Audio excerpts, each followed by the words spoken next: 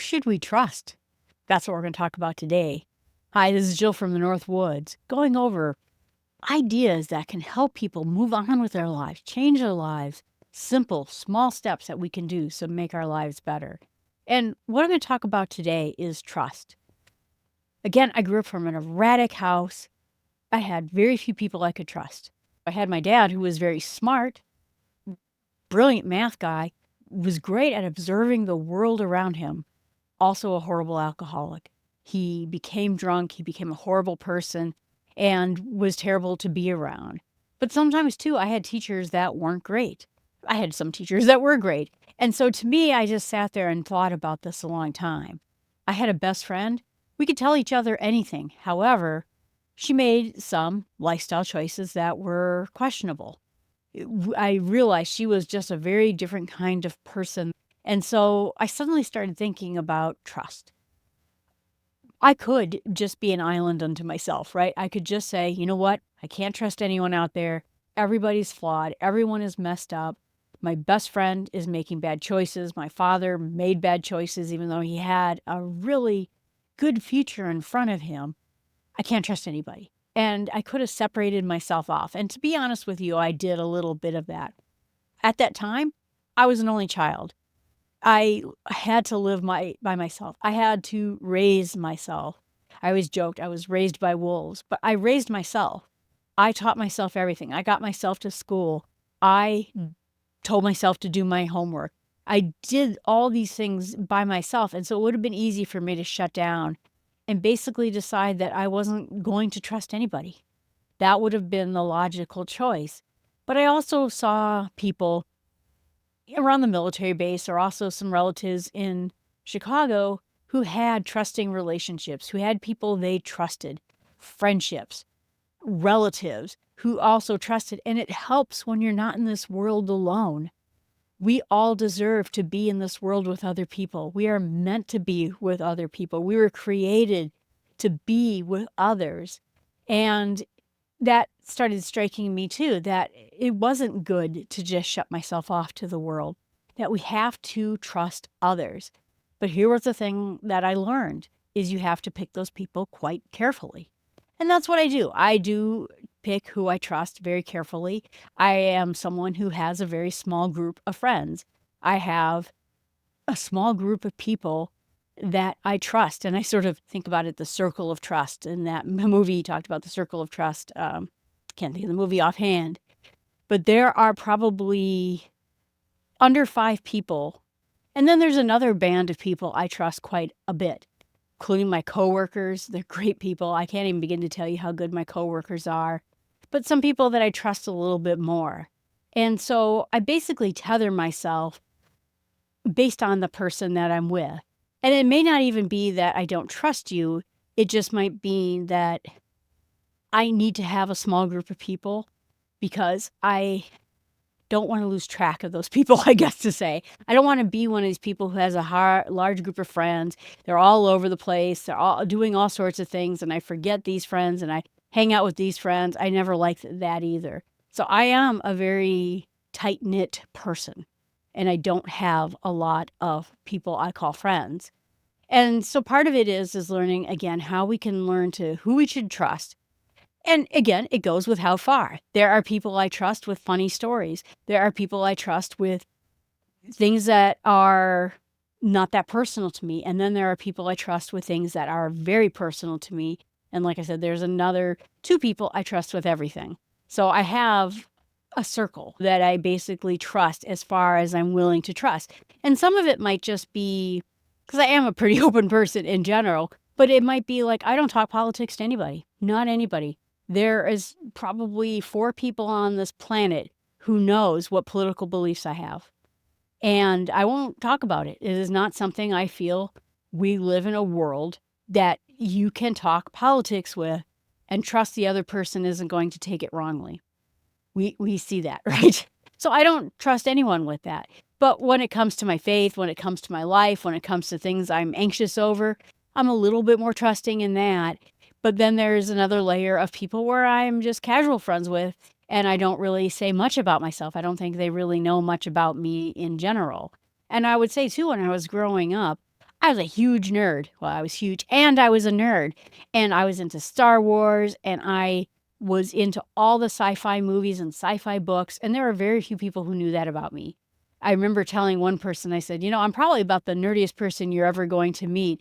And she said, no, that can't be true. And there's some really nerdy people out there, and including this one guy that was in my class who wore Star Trek shirts to school. I never did that, but boy, I envied his Star Trek shirt. That guy's nerdy. You're not. That's because you don't know me. That is because you don't know who I am right there at the core. So the idea is that we have to learn who and how we attach to people, and that's going to be different for all of us. There was a study by Bowlesby and Ainsworth that talked about the different styles of attachment, and it had a lot to do with whether or not your childhood was secure or it was anxious. Do we go towards attachments or do we avoid them? And I was definitely headed in the avoiding range. But how we trust or don't trust other people has to do with security, about whether I feel safe to tell you my secrets, where I feel safe to trust in you, and how anxious I am. I am not clingy, but I am more fearful of people when it comes to trust. So I hold myself at a distance with most people. Most people don't really know everything about me. And then there is avoidance, which is the direction I was in. I'm going to keep everybody out.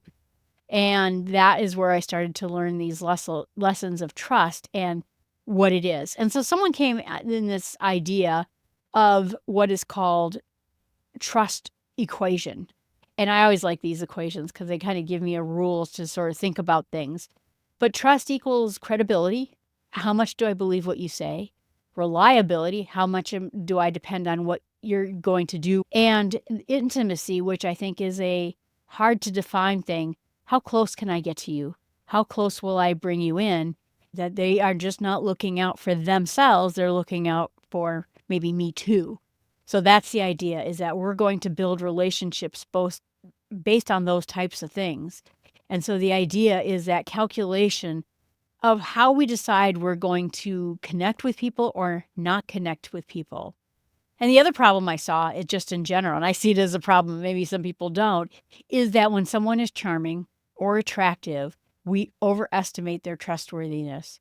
And that's why scammers and bad leaders still win people over. I've been in companies where there have been some very bad leaders, and because they're such appealing, good-looking, successful-looking people, the owners of the company loved them and didn't look at other people who are kind of short and dumpy and entirely loyal and reliable, primarily because that other person looked good. That person would look great at a sales call. I even said that. I said, I would be great at a sales call because I know how to talk to people about this software. You know what? I did not look like the salesperson type. I wasn't good looking enough. And yet it always dismayed me because I saw the people who were good looking. And you know what they were always doing? Looking for the next best thing.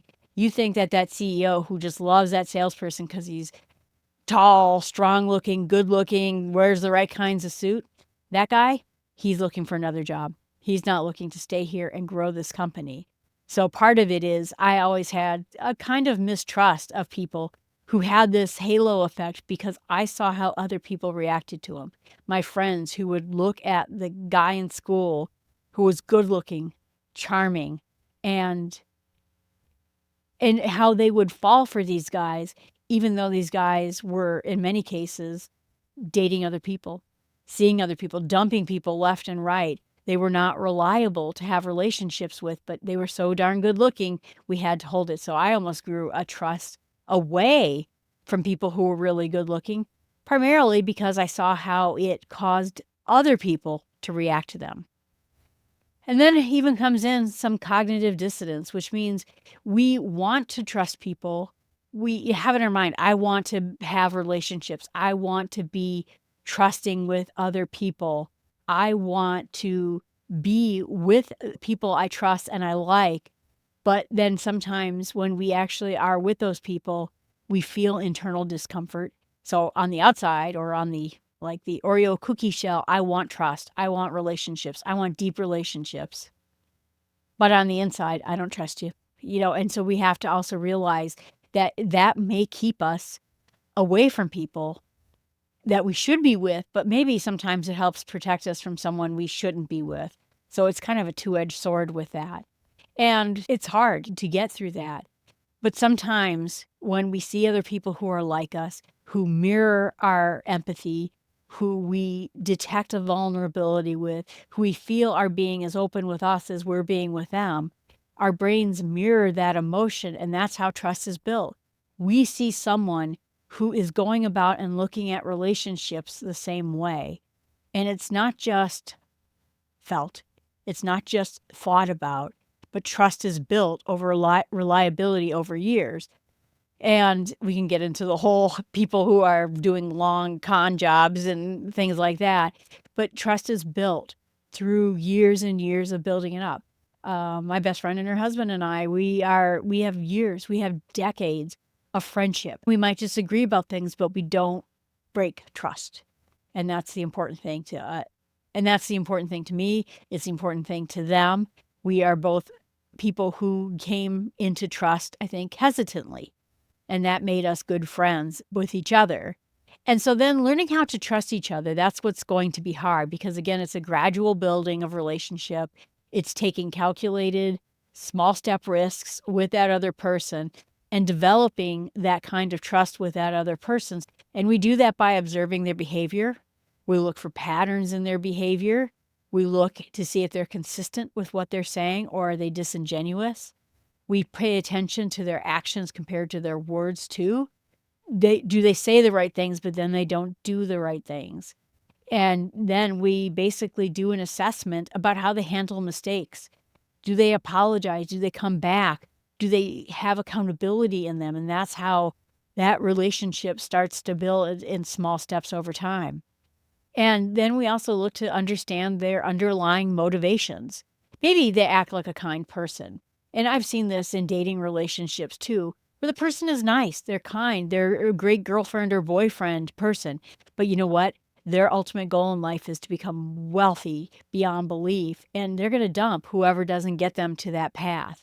So even if the person has all the other things built up together, at a point you have to consider that underlying motive. Will they give me up for money? Will they give me up for someone who's better looking? Will they show signs of compassion, humanity, trustworthiness, admit sometimes they don't know all the answers?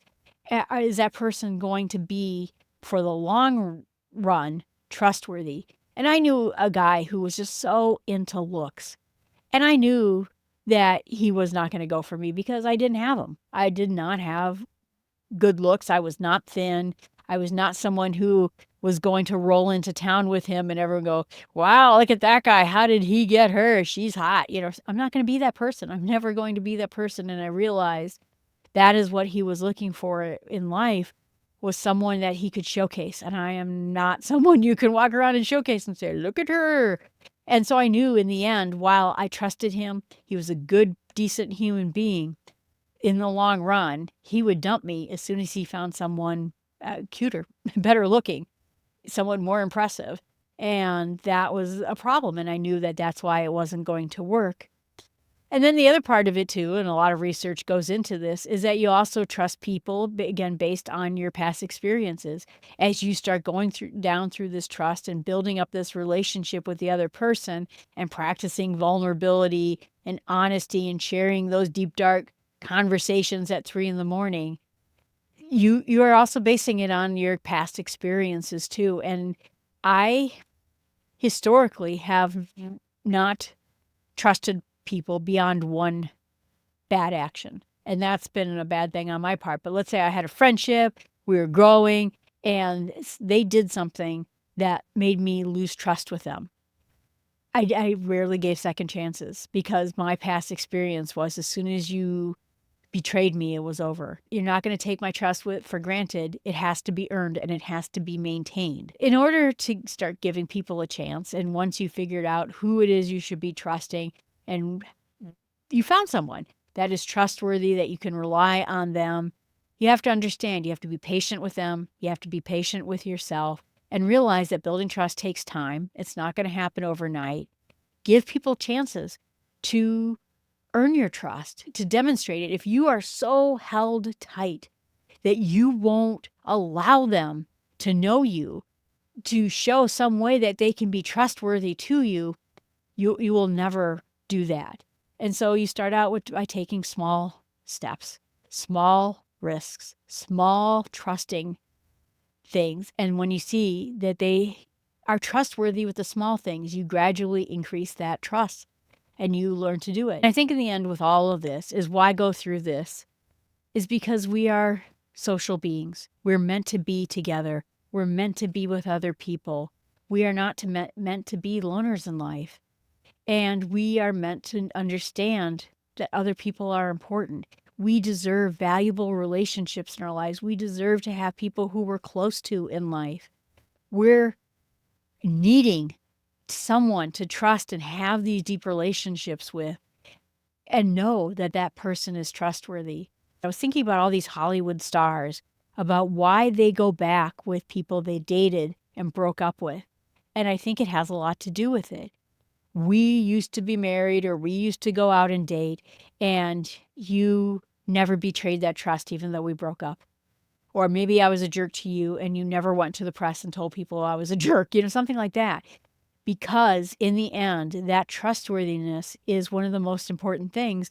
And I think that's why some of these relationships do get back together. That person proved to me that they're trustworthy. And I bet you in a place like Hollywood, that's hard to find. But again, we're willing to have those types of trust. We're willing to take these small steps to do it because that's what's going to make life rich for us. These deep relationships. They don't have to be a lot, but they'd have to be some.